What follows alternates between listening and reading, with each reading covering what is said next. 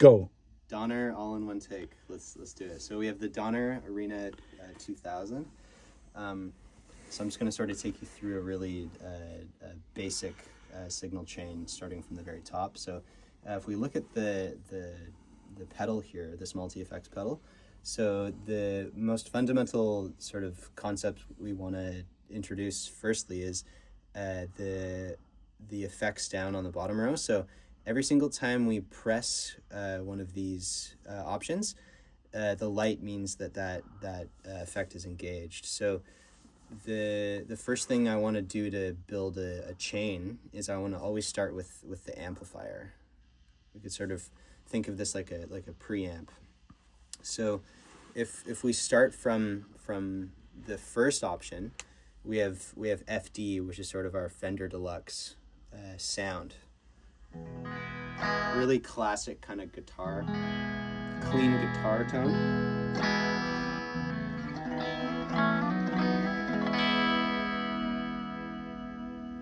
So I'm gonna keep cycling through. So we have Fender Twin, which is sort of your like classic Beatles Let It Be guitar kind of sound. I'm just gonna keep going through Fender Champ, Princeton classic jazz amp, Bassman, and then we get into the Marshall tones. So let's do like a Marshall 800 kind of sound. So let's build like a basic kind of AC/DC tone. So we have the Marshall amp, and let's choose a cab. So let's choose so again, the lights on for the amp, lights on for the cab. That's all I have for my effects right now. So I'm gonna choose let's go like a 412 Marshall cab. So.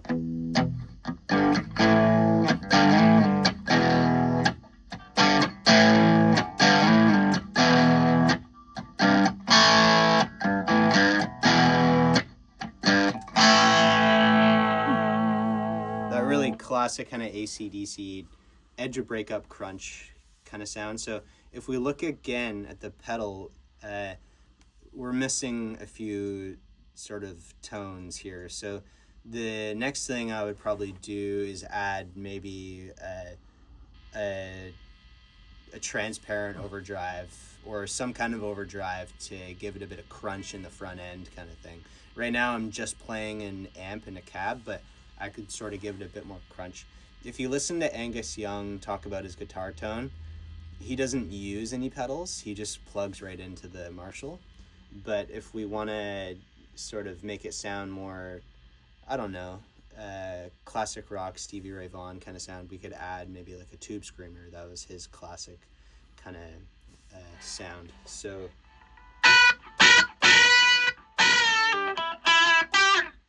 we're adding a bit of crunch in the front end. I could do this by adjusting the knob, so I'm going to turn up the gain. And what I'm doing is I'm gain staging right now, so I'm going to turn this up to about 70, maybe turn the volume down. And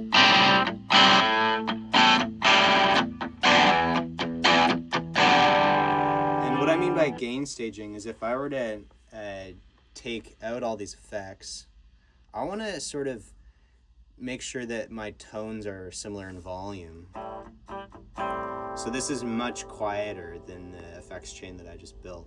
So what I'm going to do is I'm going to go back and I'm going to gain stage so that I have similar volumes. So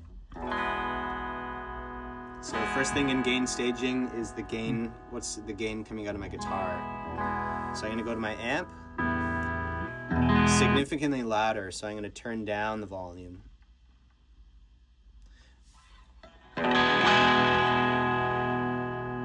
One thing I noticed with the Donner pedal is sometimes you get when you're turning the knobs, you could accidentally touch the touchscreen on the bottom. So I'm really careful to be mindful that I'm not accidentally pressing any of these effects while I'm turning knobs.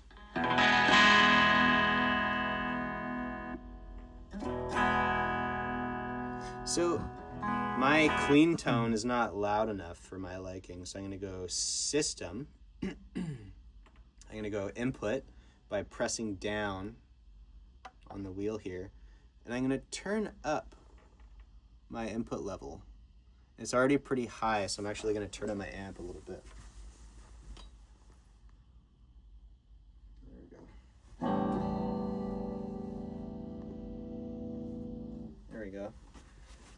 So I like the clean sound coming out of my amp. So the way that I'm going to go back is I'm just going to press the arrow, or I could just press the home button here and I'm back to where I started. So it's my clean tone with the amp. Just turn it down a bit more. Turn down the gain a touch.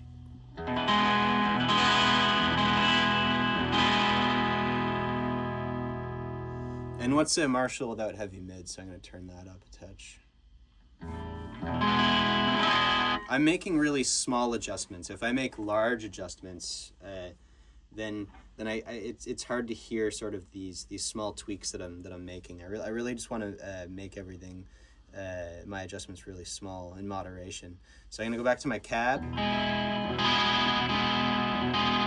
So the cab option is kind of cool. We have a lot of different effects here. So the first thing is the microphone, and this is sort of emulating when you're maybe in a recording studio or playing live, you're miking your guitar cabinet. We have a few different mics here. We have, firstly we have no mic. Then we have a classic 57. We have a, let's see here, 609, 421. This is like your classic vocal mic, but it's that Sennheiser 421 kind of sound. A Royer 121 ribbon microphone. This microphone is bi-directional. So when we use this microphone, we don't have the proximity effect, which means that we're not going to get heavy bass when we bring the microphone closer to the cabinet. So I'm going to decrease the distance, which means that the mic's getting closer to the cab, and I'm going to use a Royer 121 so that I'm not increasing the bass as I bring that microphone closer to the cabinet. This is a classic microphone to mic a cabinet with, because we don't have that proximity effect. If we had a cardioid microphone, like a 57, the closer we move that microphone to the cabinet, the more bass we're gonna get because of the proximity effect. So I'm gonna use that Royer 121. This is a really trusted studio mic. So we also have a high pass and a low pass filter. High pass, meaning that we're allowing the high frequencies to pass. It cuts the lows. The low pass, meaning that we're allowing the low frequencies to pass, and we're cutting the highs. So if I want more low sound, I'm going to use my low pass filter. I'm cutting the highs, and it starts at 20,000 hertz, and then my high pass filter starts at 20 hertz, of course. I like the way that I usually mic a cab is I go dead center, and I like to go right up to the grill. That's just the way that I prefer it. Let's add a bit of reverb to our signal chain here. So classic spring reverb. I'm going to bring down the decay a touch. Mix 30%, I like that. Tone 12 o'clock just to start. Too much reverb, I'm going to bring that down. I just kind of want to give it a bit of color. That's with the reverb. Without the reverb, I want just a touch of tail when I choke the note. That sounds good. Okay, let's move on. So we have an amp, we have a cab. Now we have reverb. Let's add maybe just like the ever so slightest slap back delay, analog delay. So we have quite a lot of feedback going here. To get a slapback sound, we want to, let's say maybe very low feedback. I want to bring my level down a touch. And then my time's got to be super short.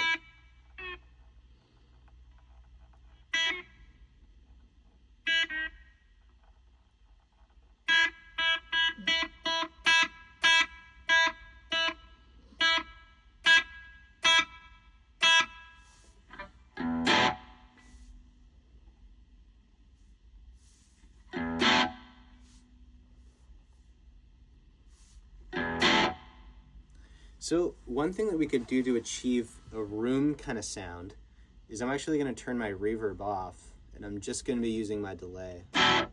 And I want to turn the time up until I sort of hear some... There we go.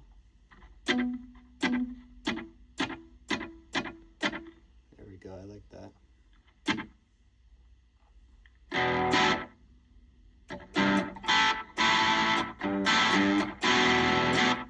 We're sort of getting away from this AC/DC tone here, but I kind of want to explain how we could achieve maybe a reverb sound with a delay instead, get a bit of a cleaner.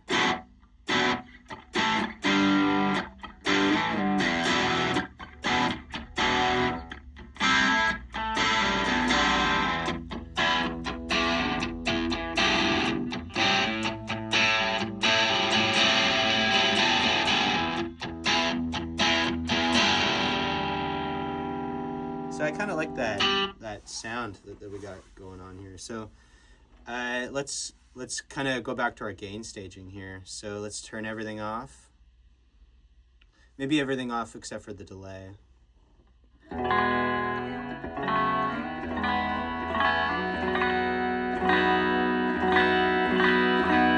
engage the amp here. Sounds a bit more crunchy. I want to bring up that bass a little bit as well. You notice how as soon as I engaged that amp, a lot of the bass got cut out. Let's bring that back in.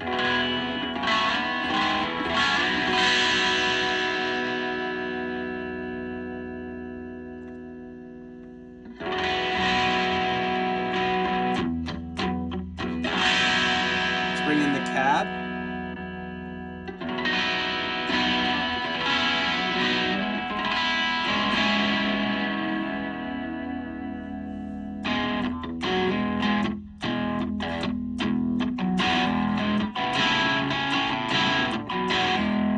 Sounds really full with that slapback delay. I'm gonna take the delay off.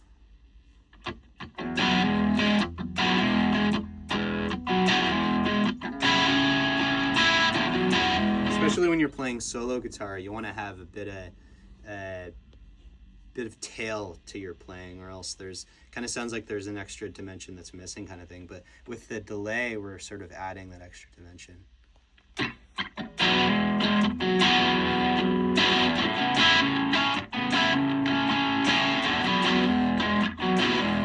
Personally, I get a bit carried away when I use reverb, so I like to use my delay instead, just to keep it nice and clean. It's really easy to listen to a really lush reverb and increase the decay, turn up the mix, and it just kind of muds it out, kind of thing. That's what I find personally. Do you want to try that Johnny Cash sound? Sure, yeah. I'm probably not the best guitar player to be playing Johnny Cash, but I'll sort of show you. Well, let's see. I would say that with a lot of his songs, a safe bet maybe we could do like let's see, a Fender Deluxe. Let's turn down the volume. And then he used obviously spring reverb built into the Deluxe. So let's turn up the mix a little bit.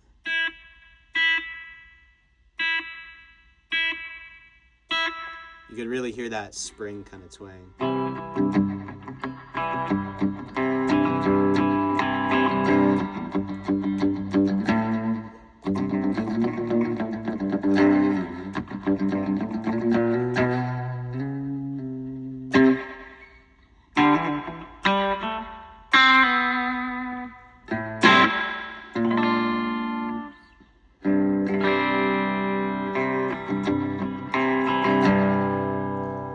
That kind of surf rock spring kind of sound. And what I'm sort of doing is when I was cycling through these reverbs, different reverbs are going to give you different colors, obviously, of really basic room kind of sound. listening to the tail of the reverb. This one has it's really bright. I want to bring the tone down. I like warm kind of reverbs. That sounds better. A room reverb is really mid-heavy, sort of mid-highs. Hall reverb, really bassy and warm kind of thing. If we really bring up...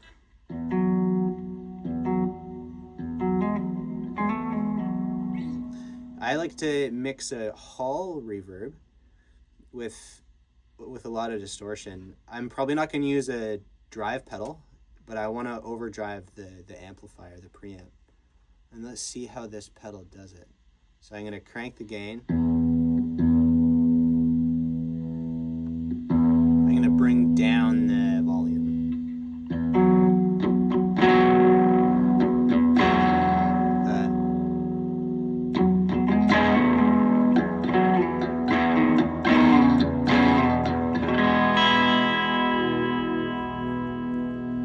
I want to push the amp a little bit more though, so maybe let's actually add a pedal. A classic rat pedal, Proco. I mean, everybody's used this pedal. David Gilmour, Kurt Cobain. Let's bring down the volume a touch. And then I want to bring up the gain even more.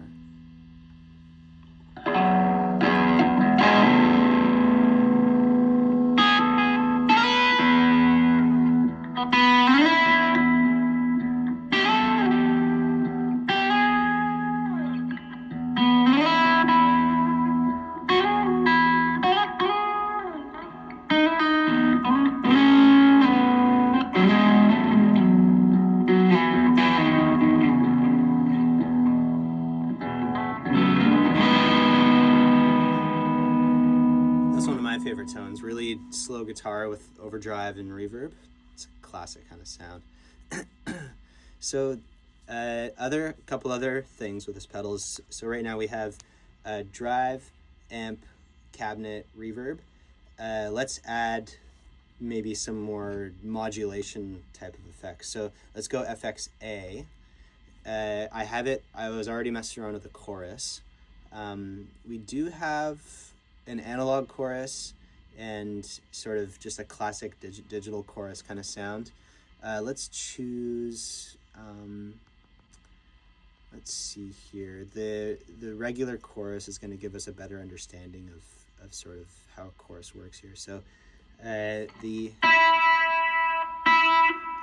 let's do like a clean kind of JC 120 kind of sound. So let's turn off the drive. Let's go to the amp. I actually believe there is if we cycle through here, there is a JC 120 amp. So I believe as I'm going through here, I'll sort of explain this. I believe there's about 60 amp simulators in here. Anywhere from Fender to Marshall. There's 2 Vox amp sims, the AC15 and a AC30, and then there's Friedman amp sims, a whole bunch of other stuff. I'm mostly into the clean kind of sounds, so that's sort of what I'm looking for with these amp sims. So this is the one that I was talking about. They call it the JP 120, but it's sort of that jazz chorus, clean sound kind of thing. So let's find the cab. So that was number 63, so we're probably somewhere in the 60s here. Oh yeah, so this is kind of cool. This has acoustic amp sims as well. A classic acoustic amp is a Fishman amplifier, and I believe that they have their amp sims are emulating the the Fishman amps. But let's get back to what we got going here. So the cab that I chose for the 120 is the JP212, which everybody sort of knows that the JC120 has the the stereo dual speakers. So we have the two 12-inch speakers.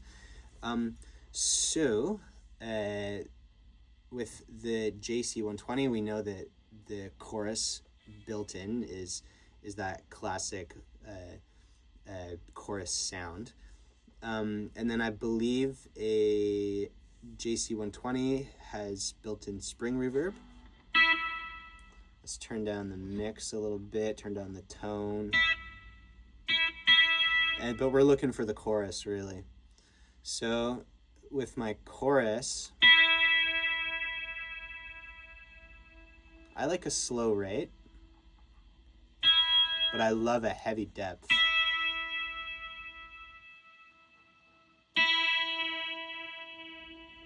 Turn up the level.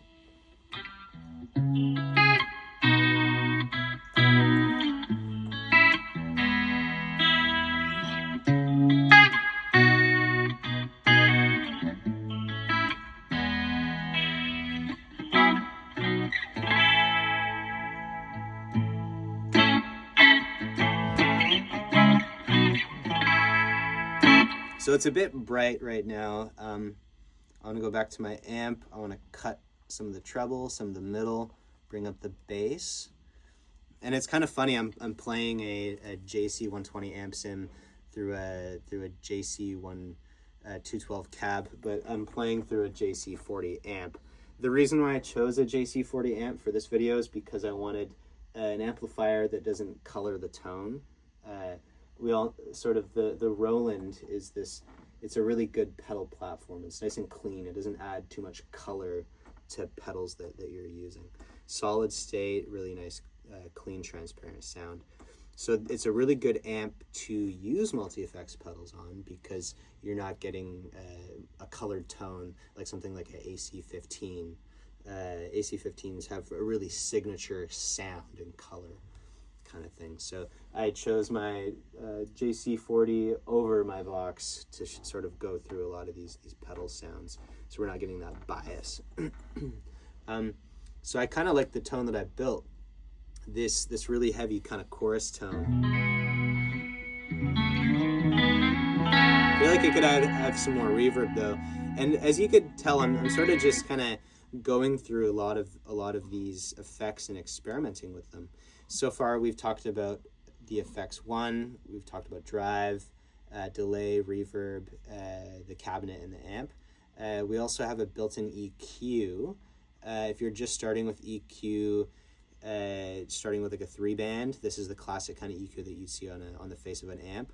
You have basically your low, mids, and your highs kind of thing.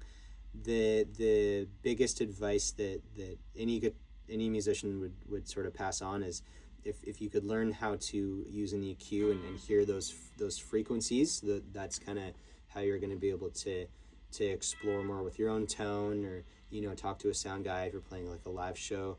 It's all about the EQ. How can we hear these frequencies and create a tone out of these frequencies? So experimenting with a basic 3-band, and then if you sort of get the hang of that, then you could go obviously to a 5, and then anywhere up to, I think this one is a 10-band EQ. So yeah, that's the EQ board. We have a second effects option. The effects A and the effects B have the same tones. We have a flanger. Let's take out the chorus here. Although I do think Come As You Are was used with the chorus.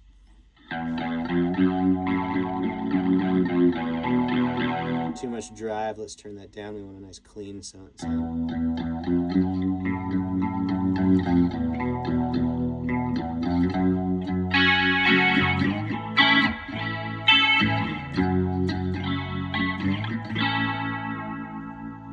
I like that sound.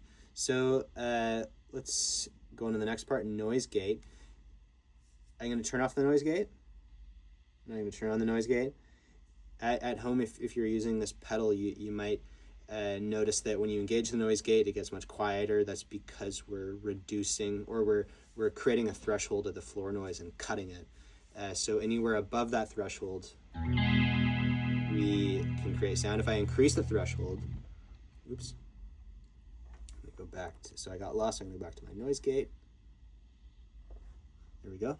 The threshold is sort of where that gate is going to be set to. So you can kind of hear it cutting in and out. So right now I'm sort of at the cusp of that gate, so I'm going to turn down the threshold 40 decibels. It's a nice clean sound there. So let's say if I was like playing on a really loud, my amp's not cranked right now, but if I was cranked and I had a single coil and I had that sort of that 60 hertz hum, I would use my noise gate to, when I'm not playing my guitar, to eliminate that noise kind of thing. So we have an attack and a release and a return. I'm not familiar with the return, but what I can tell you is the attack is how fast the noise gate is signaled, and then the release is how long it takes for it to close again. So that's the noise gate. We've talked about the drive, the FX1. The last thing we should talk about is the compressor here. So we have a whole bunch of compressors here. The first one is an LA2A. 2 knob, we have volume, and then we have the peak. The LA2A has a really slow attack, really popular if you're doing like vocals or really gentle guitar kind of stuff. If we want a stronger attack compressor, we could go to an 1176, which is a classic, extremely fast attack compressor. Drums or like rock guitar kind of thing, we could use an 1176. An SSL is sort of emulating the compressor found in the actual mixing console. This has a sort of a medium attack, medium release. And then a couple other compressors here. LA3A, very similar to the LA2A. 670, that's going to be closer to the 1176. There's a couple other compressors here that I'm not familiar with, so I'll start it with the LA2A. This is the one that I know the most about. So on the left we have a gain knob. The LA2A, as soon as you sort of plug it in, it's automatically going to bring up your volume a little bit.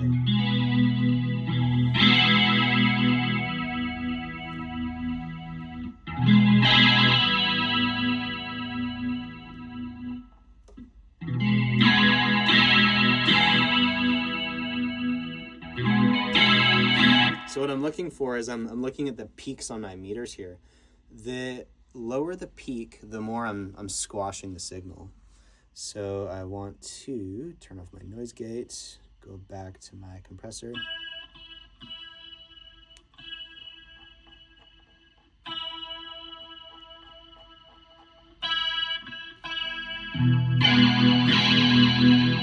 So I'm just rotating this and trying to find where I like my levels here. As you can see on the meter here, my input and my output are closer.